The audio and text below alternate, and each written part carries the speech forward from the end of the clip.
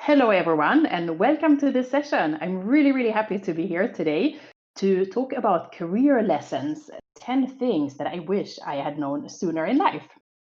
And just to kick off, I want to tell you who I am. Many of you, hopefully, you may know me. I feel very much at home in this community, which is actually fascinating because I am not a developer. I'm an economist and a marketer, and I still feel like this community is my family, and I think that is pretty spectacular in itself. And as you can see here on the picture, today I am a vice president of field marketing at SAP. I also have lots of opinions. I'm a blogger, a speaker, and I'm also an optimist. If there is one word that I would use to describe myself, it is optimist. And I sometimes think that it is the best way to stay sane in this world is if you can keep your optimism. And as you can see on one of the pictures, I do this from time to time. I really enjoy speaking, but it was a long journey to get here. And I brought a picture to show how and where I grew up. I grew up on the Swedish countryside. I come from Sweden. I've been in Germany since about 25 years. But I started out very far from the life that I live today, which I think is true for many of us. And here you can see I was probably, I would guess, maybe 12, 13 years old. I was a small girl with big glasses and actually quite shy. And you can also probably see the picture is from the 70s or 80s, so the camera quality is not so good. But maybe you can see on my lap there is a bunch of bunnies. I always really loved animals, so I had no aspiration whatsoever to become an economist or a speaker or a blogger or anything of the sort. I was a shy girl who wanted to be a vet. I wanted to be a doctor for animals. But something went wrong along the way, as you can tell. I was lucky enough to get an internship with a local vet in my Swedish village. And it turned out at the first sight of blood, I fainted, which means I very quickly realized that this is not the career for me. But I kept my love for animals, but I chose a different career path. And here I am today. And then, as often in life, it takes a couple of twists and turns. I ended up in Germany because of university. I did an exchange program from school. I did the last year of university in Germany. And it started out with a really interesting scenario for me. I was the first amongst the first students to do this exchange program. And the two universities unfortunately made a mistake. So I had to do 3 semesters in the German university in 1 year. So I had to do 3 semesters in 1 year instead of 1.5 years. And with the additional complication that my German was very bad. So the only way that I managed was because of very generous co-students who did lend me their notes I still remember how I sat in the classes, hour after hour after hour, not really understanding anything, but really thinking that this must be pretty important because everyone else was taking notes like crazy. And I didn't know what to write down because I didn't understand what they were saying, which means that I only was able to pass because of nice students who gave me their notes. And I could sit in the evening when everyone else was out partying. I could sit and with my the book. It was before internet, so to translate word by word. And it was really hard work, but it taught me something, that if you really want something, you can do it even against all odds. And actually, I often think back about that experience when something seems impossible. I'm thinking, no, it's not really impossible.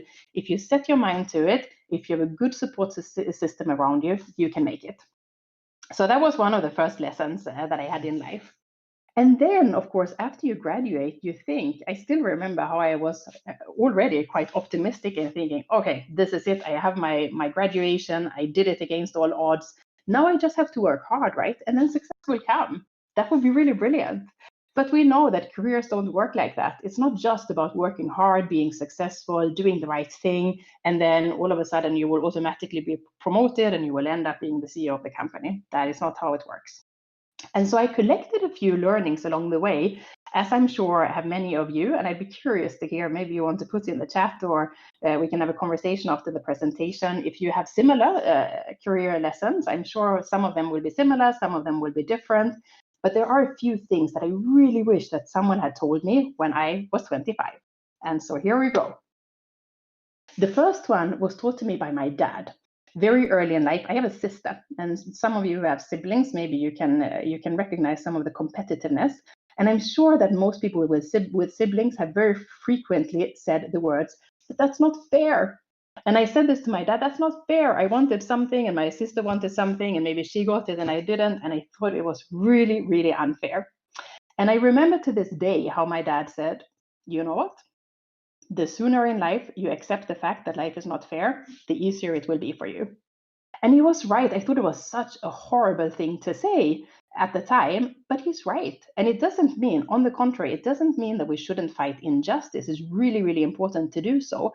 But to expect that automatically life will treat you fair, everyone starts from the same foundation, everyone has the same chances, is just not how the world works. And if you learn how to work within that framework, you avoid disappointment.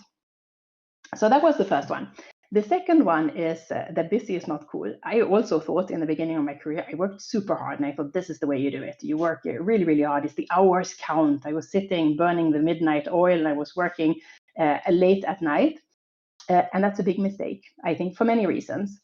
First of all, life is too short to only work. I hope you agree. And it really doesn't correlate to your success, the amount of hours that you work most of the time. It's most important to focus on the things that are going to bring you a return on your investment, to focus and do a few things really, really well, and learn to say no to the things that are maybe not going to be a good investment of your time, or at least less valuable than some of the other things. And there is even research that shows that, I think it is, after 50 hours a week, productivity goes down so much that it's not worth it. And I actually feel sorry. I hear it a lot from colleagues who tend to say, "Oh, that was another 70-hour week or an 80-hour week." And I'm thinking, that's really sad. And it doesn't impress me one bit. I know that a lot of people say that to make other people feel like these are the ones that are making an investment. These are the ones to be counted on. I think they don't have their priorities right. And I think it's kind of sad that they are spending their lives, all these hours, when they could focus in a different way and probably get better results. So outcome over hours is a principle that I really wish that I had learned a bit sooner in life, because I was a victim of this one for quite some time in my career. The other one is, and here I am pretty sure that all of you agree with this one, and this one doesn't take long to observe when you enter the workforce, is that network is 80% of your success at least. Who you know is often way more important than what you know. And so I brought two numbers. The 85% is the amount of positions that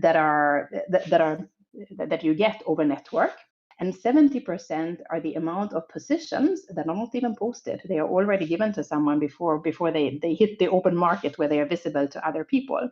So clearly, a network is a really, really important factor when it comes to building your career. So the top tips that I have for networking is to allocate time to it. That's work too. And that's again why you can't spend all these hours just heads down working. Networking is also work, and it needs a dedicated time. And we also have to network at the right levels. It has to be mapped to our goals, because otherwise, if we network just on our level, it's unlikely that these people are going to be able to offer us a position. We have to network also up in order to influence the people, or to reach the people who can provide us with opportunities that are interesting to us. Getting the right mentors is super important, and also to be a mentor. This is also part of relationship building, but also learning. I think everyone should have a mentor, and everyone should be a mentor themselves. Support your network is super important. If your network wins, you win. I present a lot at Women in Leadership and Women in Tech conferences, and oftentimes there is this notion that women don't want other women to succeed, and I've never understood it. I think there is nothing better than when your network succeeds, when people in your network succeed, because these are the people that you're joining forces with on your career path. If your network is not winning, then you are not winning either. Building a board of sponsors is also really, really valuable, I find, when it comes to networking. I hear a lot of people who say that their sponsor is their manager, which is a really fantastic thing. I think all managers should be the sponsors of their employees, but it's not enough. The manager may even have a little bit of an agenda to keep you. So maybe they are not going to really support you in promoting you outside of the area that you're in to help forward your career, because they want to keep you for themselves. It's a little bit of a human thing to want to keep what you value.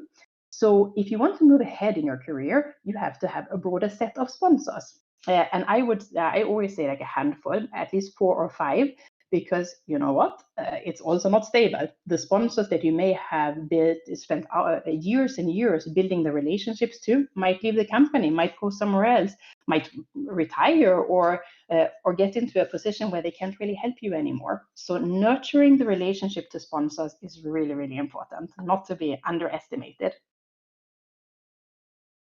This is a manager that I was very lucky to have a few years ago. His name is Marco Müller. Sadly, he's not in the company anymore at SAP, but he taught me something that I actually knew before, but it was very apparent in this case, that the manager is more important than the job. And I don't think at 25 I would have looked at it this way. I was looking at the job descriptions. I was reading very carefully, what is the job about? And today I know that the manager is much more important than the job description. If you have a great job description and not a good manager, it's not going to be a great experience. On the contrary, if the manager is fantastic, then the job is going to be fantastic regardless of what is written in the job description. And it was actually funny when I applied for the job with Marco. We had known each other for many years, and we always said, like jokingly, one day we will work together. And all of a sudden he called me and said, you know what, I have a headcount now, and are you interested in joining me? Like, this is the networking part, right? The position I don't think was posted before it was offered to me in that case. But the point was, I asked him, but what do you want? What is the job, right? Can you tell me what, do you have a job description? And he said, come on, why do you want to know the job description? We both know that we are going to make this really, really cool. And the moment he said it, I was ashamed, because I really felt like, of course, it doesn't matter what it is. We're going to make it cool. He's a brilliant person. We've always wanted to work together. It really doesn't matter what is in the job description. He knows what I can do. He wouldn't have asked me to join his team doing something that I wasn't able to do. And it was going to be a brilliant experience. And it was. I'm still extremely thankful for the time that I had together with him. Number 5. This one is near and dear to my heart. Early in my career, I think like many of us, I was intimidated by the strong people, at least the ones that I thought were strong, the loud ones, the assertive ones, the sometimes aggressive ones. And it took me a while to realize that insecurities tend to be loud. In virtually every culture, it's quite sad to think about it. We tend to equate confidence with competence. Very confident people are perceived as more competent. And yet, it's also proven in many, many studies. You can read Harvard Business Review all over the place. It's proven again and again that overly confident people are more likely to do the things that I have listed on this slide. It's no good things. They lack in self-assessment more often than not. They tend to take stupid risks. They tend to do things for ego over outcome. They are driven more by what's good for their ego than the actual result and the outcome for the organization and the team. That's pretty dangerous in itself. They are also more easily manipulated. I actually learned this one quite early in my career. You can use it to your advantage, but it's not good for the organization or the team. Overly confident people also tend to not listen to others, dismiss or overlook differing opinions, which is really, really dangerous when it comes to innovation, to creativity. It leads people in the wrong direction. So it leads the team, essentially, to take wrong decisions. So the learning here is that confidence is silent, insecurity is loud, and the most intimidating people are often not the ones to watch. But it takes a conscious effort not to do it, because they sort of draw the attention to themselves. And showing confidence matters and perception counts. That's also important to realize. If we know, because it's proven, that confidence tends to mean competence for people, we have to maybe also appear a bit more confident, even if we're not naturally the loud ones or the overconfident ones. We may, especially this is important for minorities, we may need to find that confidence in ourselves, because we know that people are going to equate it with competence. So that's what the 5th learning. The 6th learning is interesting to me. every career has ups and downs. If you look at successful people, it's very, very easy to think the path was always straight up, because people tend to talk, surprise, surprise, much more about the ups than the downs. And when you start to scratch on the surface, I had a down in my career. I think not many, but I can remember one where it didn't go so well. And I remember how I felt like, oh, this is really tough. I must be the only one who is feeling this way, and my career might be over, and this is really terrible. And here is where I come back to one of the other career learnings that I was talking about earlier, the importance of having mentors. I talked to mentors who were very successful people, and I discovered that all of them had been through these phases of where it didn't go well, where the career didn't go up. But we tend to not know. If you don't ask, you will never know, because people will not out of their own initiative talk about the downs in their careers, but we are very interested in sharing where the ups are, the highlights, the successes. People talk a lot about that, but not so much the downs, which means that if you are on a down, you can feel very lonely, but remember, you are not. So recognizing that career success also involves luck. It's not just the hard work. It's not just doing the right thing. It's also a lot about luck. But you can influence your fortune, fortunately, to hopefully become Superman here. And a couple of things that always hold true. You can trust that only if you work hard, automatically you will succeed. But the chances do increase. So working hard and doing the right things often pays off in the end. And it's also important to remember, and maybe I don't know, but especially women, I think I talk a lot, like I said before, women in leadership, women in technology. They don't always toot their horn so much, and it's also a personality thing. So it's not just applicable to diversity. I think we all tend to sometimes think that the results will speak for themselves, but they don't. We have to talk about them too. Also coming back to the point earlier of the importance of displaying and demonstrating confidence. So communication is really key, so that you don't just hope that someone will see the good work that you are doing. Make sure that they can't miss it. The other thing that tends to improve your luck is if you don't go where everyone else is and wonder why it's so crowded. If you want to move forward in your career, it's always good to find new spaces, new areas that are emerging, where not too many people might have the expertise yet. You may not have the expertise either, but you can learn before other people learn and get ahead of the game.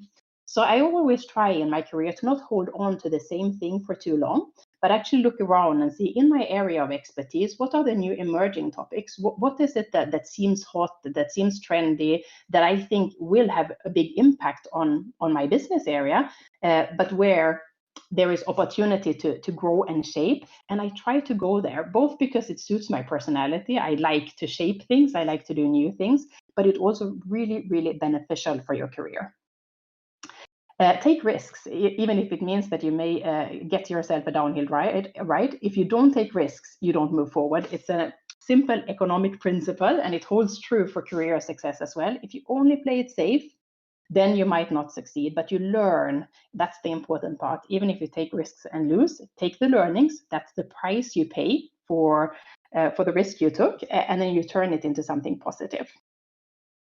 I said earlier that I try not to stay too long in the same field because of the agile environment that we are in.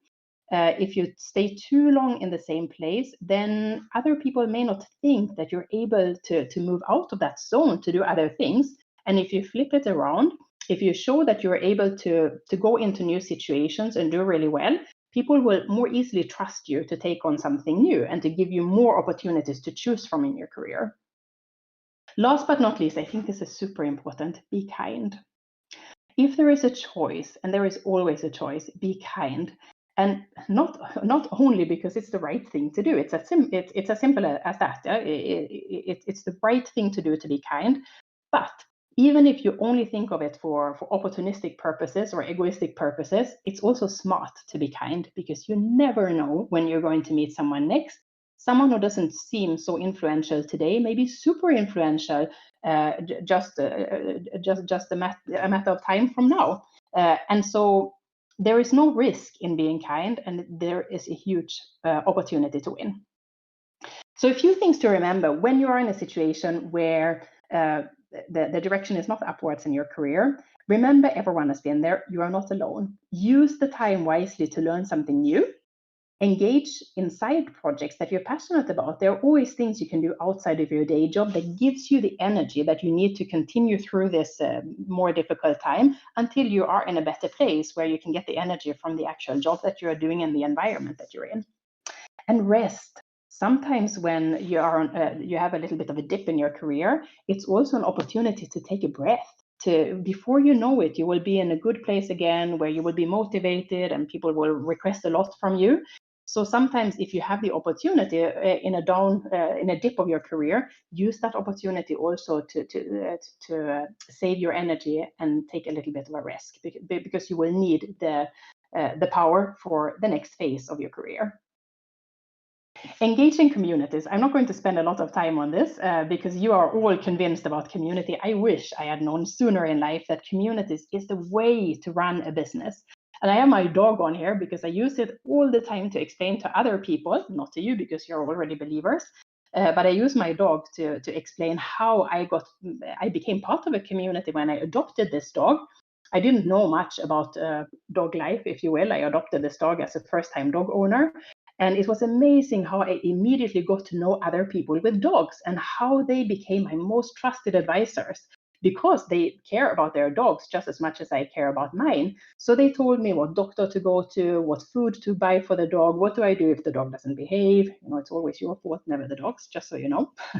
I got all these tips and advice from the other dog owners, and I became part of a really tight community that was so valuable because we have a shared passion and a shared purpose. And I do this all the time in my career now. Whenever I need to get something done, I try to bring people together in communities of common interest, because I've seen from this community, from the SAP community of developers, how powerful that is. And it changed my entire career. So a couple of reasons why communities work is because they are about people. They are non-mandatory. We are here today on a Saturday because we are passionate about this community. We want to learn from and with each other.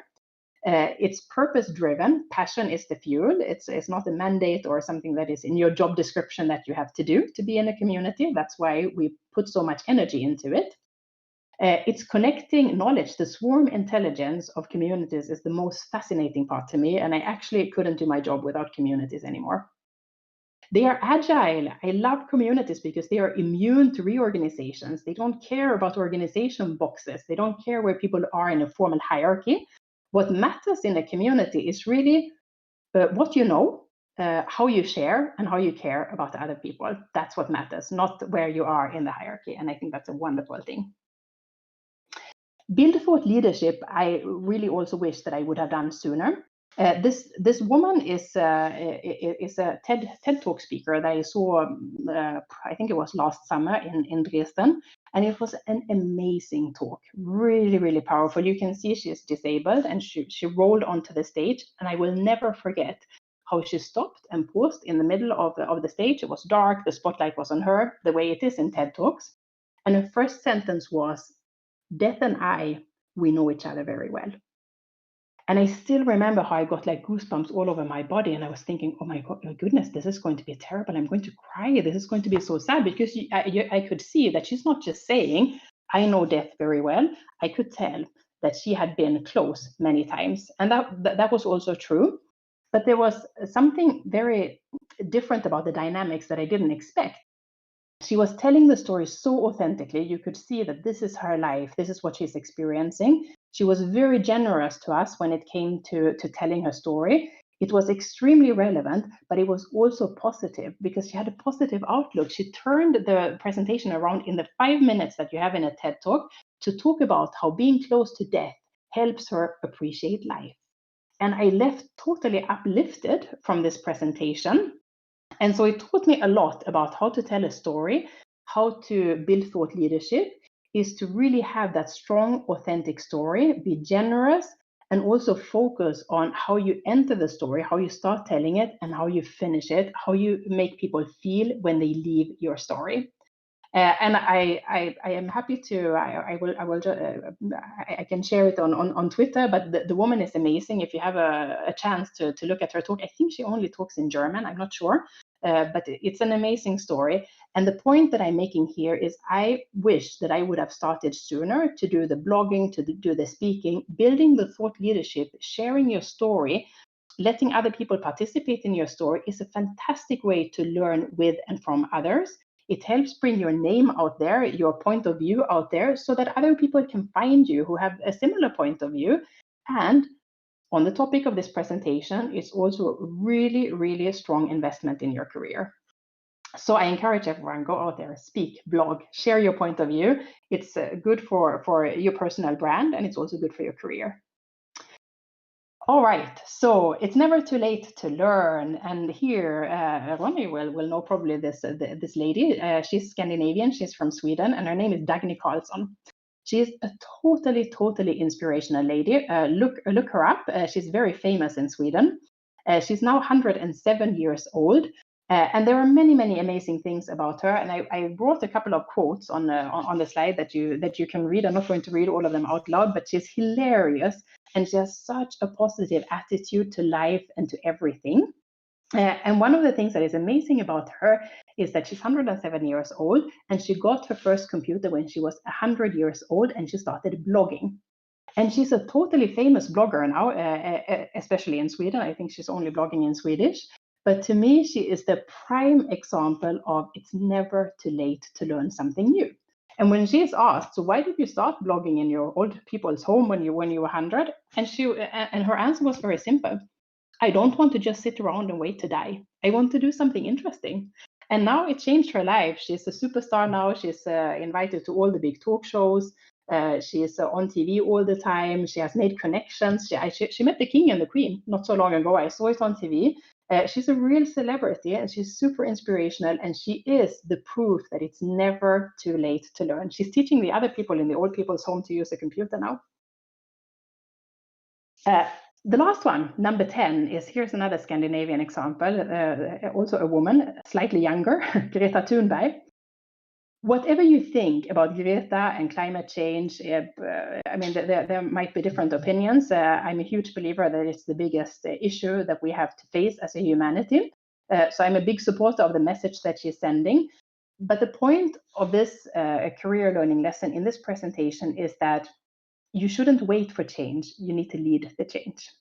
And never underestimate the power of a grassroots movement. This picture is taken in front of the Swedish parliament. It's only, I think it's only like 2 years ago or so, and she's sitting there by herself, a Swedish girl, and she also has Asperger's, I think it is, or autism, and she had the odds were not in favor of her to start this big movement. And I'm sure that you agree that she's not alone anymore. She has started a gigantic movement. She is on all the big stages of the world speaking for a cause. She's totally uncorrupt. There is no way to influence her away from her focus, because she's in it with such a strong sense of purpose. And so the learning here for me is that we should never think that we need a certain title to make a difference. She has already made such a difference. We're not there yet for sure, especially not if you ask her, but she has made such a difference against so many odds. She's a young girl, and she had this also disability. She had the challenge that she has, and it didn't stop her. She believed so strongly in the cause that she is pursuing, and she succeeded. And there is a learning for all of us there. If we want change, we need to lead the change. So to finish this off, I just want to summarize to me what success looks like. And it is really about the fact that a career depends on many factors. Some of them we can influence, some of them we cannot control. And that also, I have to say, the fact it can feel like a little bit tough. I can only control a part. A lot of career success is outside of my span of influence. But that has actually made me very humble and grateful, thinking about how far the little shy girl with the big glasses and all the bunnies on the lap, how far I actually made it, but also very curious at what is yet to come, what is out there to discover if you approach it with an open mind. And so my final recipe for success and happiness, let's see if you agree, is, first of all, spend time with the loved ones, because nothing else matters in the end. That is the most important thing. And it's not worth working around the clock, neglecting the people that are the closest to you, especially when you know that career success also depends on luck. So you invest all this time, you take it away from your family, and who knows if it's going to pay off. What is a constant is the people that you love. They are always worth investing time in. Find a purpose, find something that you're passionate about. That makes all the difference. If you can tie what you do to something that is personal to you, it makes such a difference, not only in motivation, but also the energy and how you're able to deal with stress. If you work hard for something that is personal to you, the stress is very different from if you're forced to do something that you're not really connecting to. So do more of what you love, and if you don't have the dream job, then create it. I find that not only it's not always the job descriptions that you can find out there that are the most interesting ones. The most interesting jobs that I've had are things that I saw, opportunities that I saw, things that I thought we needed as a role. We didn't have it, and I was able to sell it to someone. I was able to get someone to also believe that we needed it. Those were the best jobs that I've had. If you believe in yourself, others will too. This is an important one as well. If you turn it around, if you don't believe in yourself, who else is going to do it? You have to find that confidence within yourself, and then you will project something that makes other people also believe that you can do big things. The next one is really important. There is research that shows that we tend to spend a lot of time dwelling over things that didn't go so well and beating ourselves up and being sad about things that didn't work out. We should try to do a little bit less of that, and we should definitely try to celebrate our successes more, to really enjoy them, celebrate them, and enjoy the feeling of success, because that gives us the energy to also push through the more challenging moments in a career. Compromise is good. Compromising is very important in order to move forward, but never compromise with your values. If you do something that goes against your values, the price that you pay is so high, it's not going to be worth it. Stay positive. I said in the beginning, I'm an optimist, and I think it helps me in my career, and it also makes life more fun for everyone if we're optimistic. Look at the struggles as a sign that you're learning. This is one thing that I learned also at some part in my career, where I felt stupid a lot because I was working with really, really brilliant people. I was a board assistant, so I had very senior people around me, and I felt stupid every day, and it was exhausting. I did not like it until I noticed that this was actually the reason why I felt stupid was that I was learning. And today, if I don't feel stupid often, I actually look at it as a warning sign that I'm not learning anymore, that I might get too comfortable. Feeling stupid is not a bad thing. It's a sign that you're in the right place, outside of your comfort zone, where great things happen. Do your best. No one can ask for more, especially if you go into new places, especially if you take risks. Don't beat yourself up. You can only do your best. And if you have done your best, there is nothing that you can judge yourself on. No one can ask for more, and you can't ask more of yourself than doing your best. Last but not least, this one is close to my heart. I actually really recommend everyone to adopt a dog. I told you before in my community story that I adopted a dog from a Hungarian shelter, and I have to say it changed my life. Dogs are the better people many times, and they make people better. And so if you do like dogs, adopt a dog, and especially one from a shelter. And I'm ending with a dog too. I'd like to thank you for your attention. I hope you found some interesting ideas from this presentation. I would love to hear if you also have career lessons that you want to share. And this is my other also adopted dog from a Hungarian shelter. And she hopes that you will enjoy the rest of this fabulous party that the SAP Insight Track online is. And I thank you really from the bottom of my heart for letting me still be part of this community as a marketer and as an economist. I really, really enjoy the SAP community family. Thank you so much. And I'm hoping that the moderator will have picked up a few questions maybe, and I know you also have some announcements that you want to make before the next session starts. Is there anyone? Hello guys, is there anyone want to ask the question? You can tap them away on the live chat. We still don't have the question.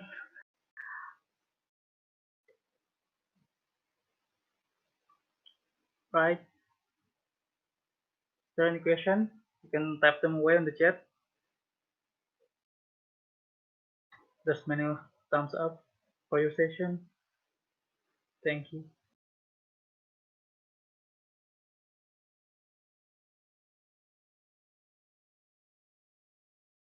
I thought someone would ask where to adopt a dog.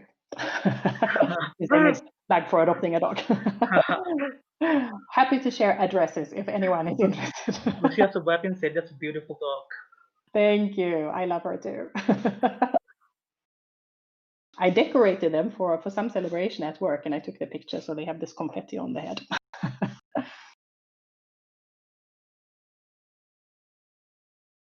Nice. If there are no questions, maybe you want to move on to your announcements. I will also check out the chat afterwards and see if there is any question there. And maybe there isn't a question, but I was also hoping that maybe someone has their career lessons to also contribute with. I'm sure I haven't covered everything in my presentation. It's more a starting point for things that help support career success. Okay. If there's no question, I'm gonna do the raffle. So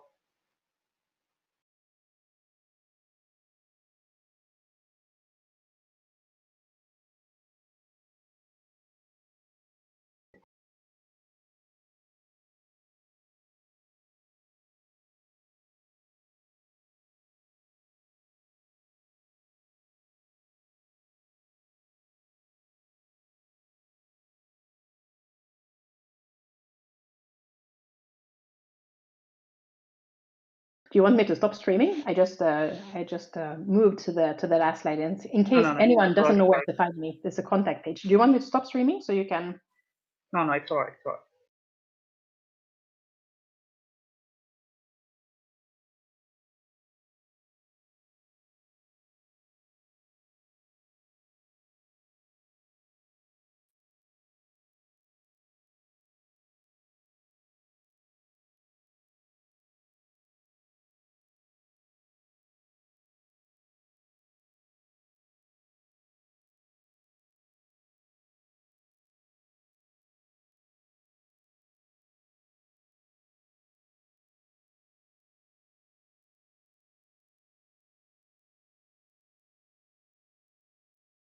Okay, so I'm gonna do the shuffle. So first,